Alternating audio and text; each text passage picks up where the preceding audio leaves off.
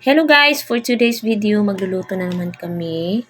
Or ako lang pala ng aming ulam. Isda na naman ang ating lulutuin ngayon guys. Hinimas-himasan ko muna siya ng asin at saka paminta. Ground pepper pala. At ayan na nga guys, nagpainit na ako ng kawali at nilagyan ko ng mantika. At ipiprito ko na tong mga isda. Isdang tulingan pala ang niluluto ko ngayon guys. Ayan, fast forward na tayo at ito na siya. Ngayon hindi ko na hinugasan yung kawali. Na pinagpiprituhan ko na ang isda. Binawasan ko lang ng kunting mantika. At ayan, nagigisa na ako ng bawang, sibuyas, luya, at kamatis. Ayan na guys, nahuli pala ang kamatis.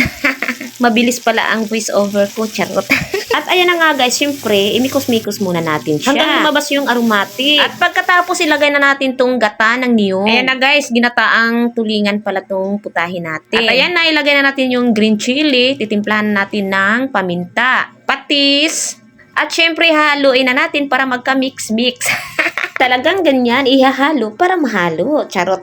Ngayon guys, lagyan natin ng pangpalasang magic sarap. Para mas lalong sumasarap ako yung niluluto ko. Ngayon guys, kumulo na yung gata at ilagay ko na itong isda. Ayan, ina-arrange ko lang siya para pantay ang kanyang pagkaluto. Pagkatapos niyan guys, syempre tatakpan natin. At papakuluin. At hintayin hanggang sa lumapot itong gata. Ngayon guys, for the last part, ilagay na natin itong pechay. Makadagdag din ito sa pangpasarap ng ating ginataang isda. Ayan na guys, sinahalo-halo ko lang saglit. At ito na yung pechay na nilagay ko. O diba, kunti na lang yung sabaw. Kasi pinapakuluan ko talaga yan guys. At ito na guys, ito na ang resulta ng aking ulam. At ito na ang aking putahe. Ginataang isdang tulingan.